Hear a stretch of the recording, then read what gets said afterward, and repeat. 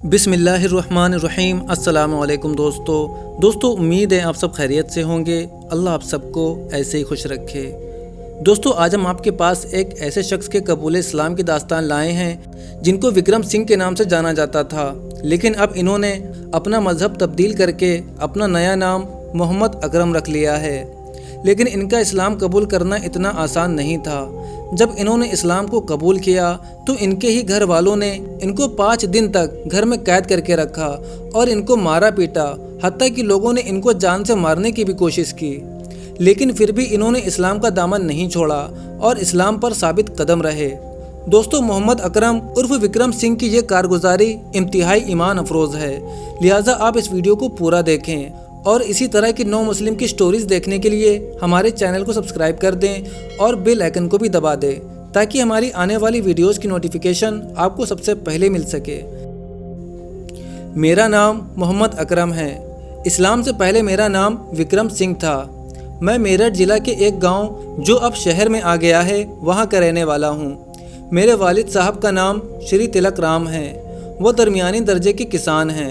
मेरे 4 भाई और 3 बहनें हैं। मैंने नानक चंद कॉलेज से तारीख में MA किया है। उसके बाद LLB में दाखिला लिया। दूसरे साल मेरी ज़िंदगी में कुछ हालात आए जिसकी वजह से मुझे दरमियान में तालीम मौकूफ़ करनी पड़ी। मैंने 2 अक्टूबर 2002 को इस्लाम कबूल किया। मेरा बचपन बड़ा अजीब गुजरा। मेरा घराना बड़ा धार्मिक हिंदू घराना है। मैं जब ज़रा बड़ा हुआ तो मेरे दिलो दिमाग पर अपने मालिक और अपने खुदा की तलाश का जज्बा तारी हुआ। मैं अकेला बैठा तो मेरे दिल में ये ख्याल पैदा हुआ कि सारे संसार का बनाने वाला कौन है और कौन सी ज़ात है जो इतने सारे इंसानों को पैदा करने वाली है। और सारे इंसान बिल्कुल अलग अलग, यहाँ तक कि एक माँ एक बाप की औलाद भी बिल्कुल अलग अलग। कोई कंपनी कार बनाती है तो एक सी बनाती है और हमें नंबर प्लेट से पहचानना पड़ता है, मगर इस दुनिया में करोड़ों लोग एक मालिक के बनाए हुए हैं, बिना नंबर प्लेट के पहचाने जाते हैं। ऐसा बनाने वाला वो कौन है? सूरज निकलता है तो आग बरसती है, चांद चमकता है तो ठंडी होती है। इतना बड़ा आसमान बगैर सुतोनों के, बगैर दीवारों के किस तरह टिका हुआ है? इसको कौन संभाले हुए है? इंसान का जिस्म, उसकी आँखें, कान, चलने फिरने के लिए पाँव, कैसा प्यारा निज़ाम है। इसको बनाने वाला कैसा अजीम है। किसी इंसान की आंख फूट जाए तो ये डॉक्टर पत्थर की आंख तो लगा सकते हैं, मगर उस जैसी आंख सारी दुनिया के डॉक्टर मिलकर नहीं बना सकते। ये सवालात मुझे अल्लाह की बनाई हुई हर चीज़ से उसके बनाने वाले को तलाश करने पर मजबूर करते हैं। मैंने अपने दिल की तस्कीन के लिए मज़हब का सहारा लिया। पहले मैं मंदिर में जाता था, मगर मैं देखता था कि अपने हाथों की बनाई हुई मूर्तियों को लोग पूजते हैं तो मुझे अजीब लगता था। मुझे मूर्ति की पूजा करने वालों की अकल पर अफसोस होता। मेरे घर वाले मूर्तियों को खाना खिलाते, उनको सर्दी गर्मी में कपड़ा और हवा का इंतज़ाम करते। मैं घर वालों से कहता कि तुम इसको खिलाते हो, पिलाते हो, मगर इनको जंगल में पकाने के लिए नहीं ले जाते।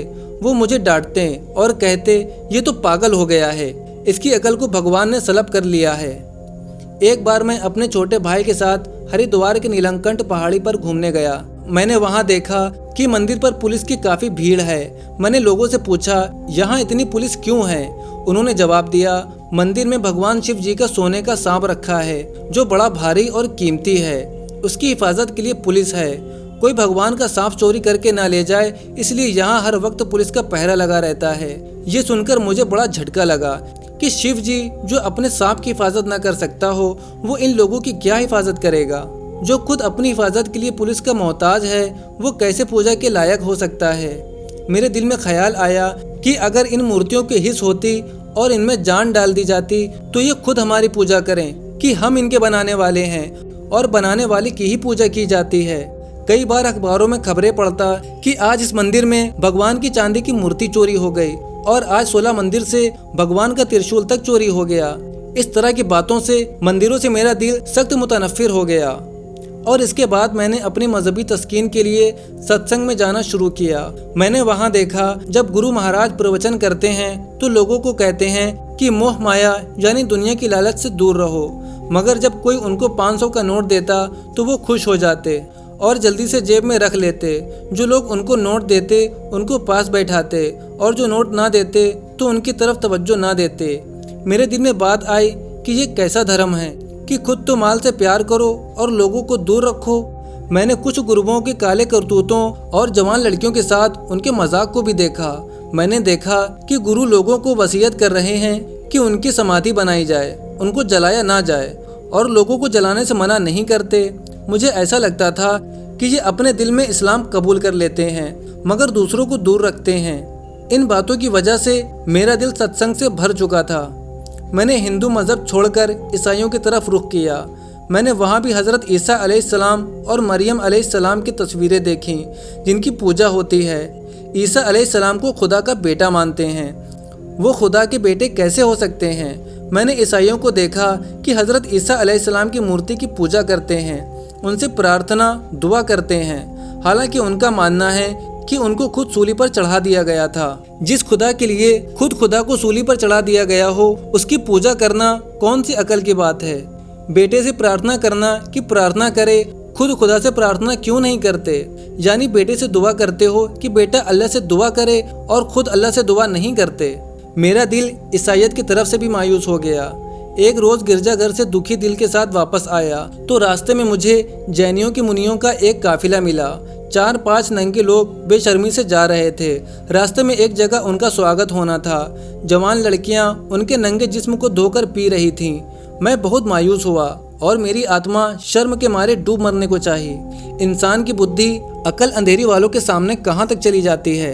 इस्लाम के दरवाजे पर सारे दरों से मायूस होकर मैंने इस्लाम की खोज शुरू की।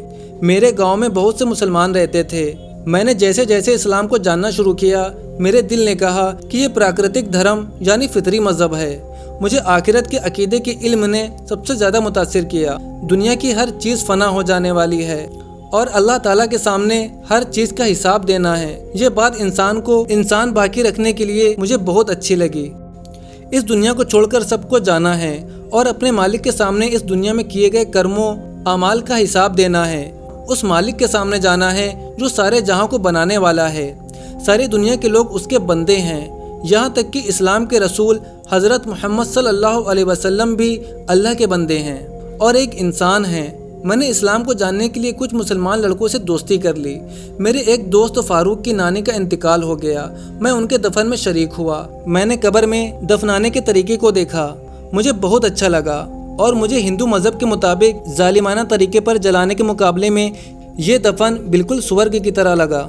मैं घर जाकर सोया तो मैंने ख्वाब देखा 2 कब्रें हैं। कुछ अच्छे लोग मुझे दोनों कब्रें खोलकर दिखाने लगे। एक आदमी खूबसूरत कपड़ों में आराम से सो रहा था और दूसरे की कब्र में खून था। लोगों ने बताया कि सोने वाला नेक मुसलमान था और खून पीप वाला बुरा आदमी था। अपने दोस्त की नानी को देखा, वो बहुत खूबसूरत जवान शहजादी सी लग रही थी, हालांकि वो बहुत बूढ़ी और काले रंग की थी। लोगों ने बताया कि ये नानी बहुत नेक थी, इसकी वजह से इनको खूबसूरत बनाया गया। आँख खुल गई। इस ख्वाब के बाद हालात का आंखों देखे बातों से ज़्यादा यकीन हो गया और मुझे रोज़ अच्छे अच्छे ख्वाब दिखाई देने लगे। दोस्तों, इसके बाद इन्होंने इस्लाम को कैसे कबूल किया और इस्लाम कबूल करने के बाद इनको किस किस तरह की सख्तियों का सामना करना पड़ा, ये जानने के लिए पार्ट 2 ज़रूर देखें। और आपकी इस वीडियो से मुताल्लिक क्या राय है हमें कमेंट करके ज़रूर बताएं। वीडियो पसंद आई हो तो वीडियो को लाइक करें और इसे ज़्यादा से ज़्यादा शेयर करें। अपना बहुत सारा ख्याल रखें। अस्सलामु अलैकुम व रहमतुल्लाहि व बरकातुहू।